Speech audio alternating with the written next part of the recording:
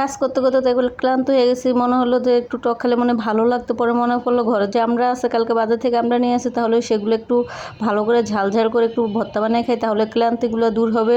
তো যেরকম কাজ সেরকমই কথা, আমরা কেটে ভর্তা বানিয়ে খাওয়া শুরু করলাম। আমরা এত ঝাল হয়েছে, ভর্তাগুলো এত ঝাল হয়েছে ভাই, আমি খেতে খেতে ঝালে অস্থির হয়ে গেছে। দেখেন আমার অবস্থা কী অবস্থা হয়ে গেছে, আমি কান মুখ ধরে করতে আসি যে আমি একটু লাল হয়ে গেছি ভাই। আমি কোনো মেকআপ শেকআপ করিনি, মেকআপ শেকআপ সারাই ক্যামেরার সামনে চলে আসছে, যে তো কাজ করতে করতে আপনাদের সামনে চলে আসি, সেজন্য কোনো মেকআপ শেকআপ করা হয়নি। সেজন্য আমাকে একটু কীরকম মলিন মলিন দেখা যাইতেছে চেহারাটা। আর আমি কথা বলতে গেলে কেন যেন নার্ভাস হয়ে যায়, আমি বলতে পারি না কেন নার্ভাস হয়ে যায়। অবশ্যই আমাকে একটু সাজেশন দিবেন, আপনারা কীভাবে কথা বললে ভালো লাগবে, কীভাবে কথা বললে সুন্দর শোনা যাবে, তাহলে সেভাবে আমি কথাগুলো বলতে চেষ্টা করব।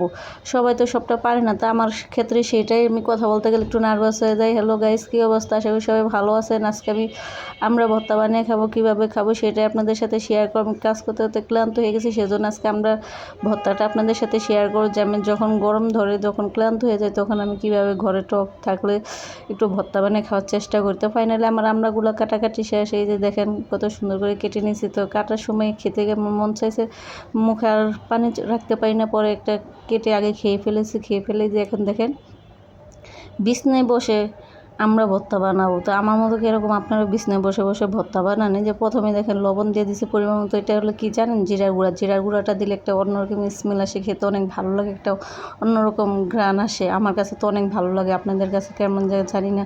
অবশ্যই একবার খেয়ে ট্রাই করে দেখবেন, আমার মতো অবশ্যই ভালো লাগবে। জানি না আপনারা কি মনে করবেন যে জিরার গুঁড়া নাকি ভর্তার মধ্যে দেয়। হ্যাঁ ভাই, দিয়ে দেখবেন, একবার খেয়ে ট্রাই করে দেখবেন, পরে মনে করবেন যে না, আপু তো যে কথাটা বলছে সেটাই তো আসলে সঠিক।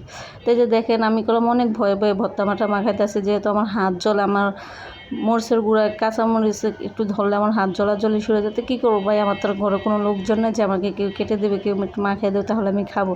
তো নিজেরটা নিজেই সব কিছু করে, নিজেরটা নিজে বানিয়ে টানি খাওয়া লাগে, সব কিছু গোছ গাছ করে খাওয়া লাগে। দেখেন যে কথা বলতে বলতে কীরকম আটকে যাইতেছে। তা আমি না যখন বয়স করতেছিলাম তখন আজান দিতে আসে, তো সেজন্য কথার মাঝে মনে হয় আজানের বয়সটা চলে আসবে। তো অবশ্যই আপনারা স্কিপ করে যাবেন, দেখার চেষ্টা করুন যে আমি কীভাবে আজকে আমরা ভর্তাটা বানিয়ে খেয়েছি। আপনাদের যদি মুখে পানি চলে আসে তাহলে আমাকে অবশ্যই বলবেন, আমার বাসায় দাওয়াত নেবেন, আমি আপনাদেরকে দাওয়াত করে এনে আমার বাসায় খাওয়াবো। আমি না কথা গুছিয়ে বলতে হয় না, কীভাবে কথা গুছিয়ে বলতে হয় এটাই আমি বুঝি না। যে দেখেন আমি কীভাবে খাইতেছি, আমার খাইতে তো অনেক ভালো লাগতেছে, কিন্তু ভালো লাগতেছে একদিক দিয়ে, ভালো লাগতেছে আরেক দিক দিয়ে ঝালে মরতেছে। তারপরে ভালো লাগতেছে, যেহেতু গরম একটু ক্লান্তিটা দূর হইতেছে, একটু ভালো লাগে, কাজ করতেছে।